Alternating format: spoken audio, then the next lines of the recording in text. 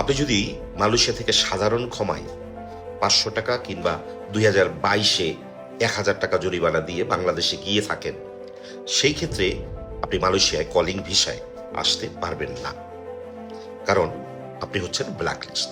আপনাকে সবার আগে জানতে হবে আপনি কয় বছরের ব্ল্যাকলিস্ট। মালয়েশিয়াতে কত ধরনের ব্ল্যাকলিস্ট আছে, কোন ব্ল্যাকলিস্ট কত বছরের, সেটা আপনাকে জানাবো এই ভিডিওতে।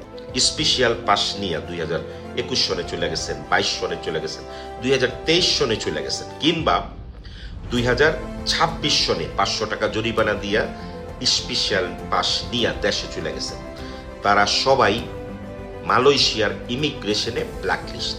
আপনারা যদি কাউরে 1 টাকাও দেন কলিং ভিসায় মালয়েশিয়া আসার জন্য, আপনার পুরো টাকাটাই চলে যাবে। কোনো প্রকারে আপনার ব্ল্যাকলিস্ট কাটতে পারবেন না। আগে আপনার চেক করতে হবে আপনি কত দিনের ব্ল্যাকলিস্ট। ব্ল্যাকলিস্ট 3 ধরনের। একটা হচ্ছে 3 বছরের ব্ল্যাকলিস্ট আপনাকে করবে, আরেকটা হচ্ছে 5 বছরের ব্ল্যাকলিস্ট আপনাকে করবে, আরেকটা হচ্ছে সারা জীবনের জন্য ব্ল্যাকলিস্ট আপনাকে করবে। এখন যারা 500 টাকা জরিমানা দিয়া স্যালেন্ডার হইয়া বাংলাদেশে চলে যেতেছেন, আপনারা 5 বছরের জন্য ব্ল্যাকলিস্ট। আবার যারা মালয়েশিয়াতে লারি ম্যাজিকান মামলা আছে, আপনার বস লারি ম্যাজিকান বলতে অনেকে বুঝে যে আমি বসের থেকে পালাইছি এটাই আমি লারি, না।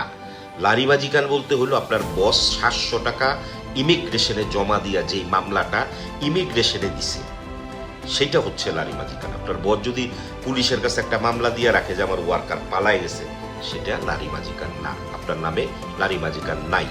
এখন আপনার বস যদি 700 টাকা জমা দিয়ে থাকে, আপনার নাম যদি ইমিগ্রেশনে ব্ল্যাকলিস্ট করে দিয়ে থাকে, সেই ক্ষেত্রে আপনি হবেন সারা জীবনের জন্য ব্ল্যাকলিস্ট, যেটাকে RAI।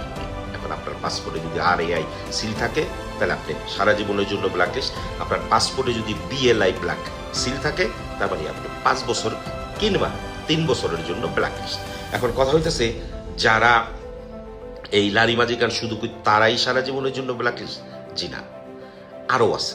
যারা থাইল্যান্ড দিয়ে মালয়েশিয়াতে আসছে, এখন পর্যন্ত মালয়েশিয়াতে ভিসা করতে পারে নাই, সাধারণ ক্ষমায় দেশে চলে যেতেছে, তারাও সারা জীবনের জন্য ব্ল্যাকলিস্ট। এই হলো ব্ল্যাকলিস্ট 2 ধরনের।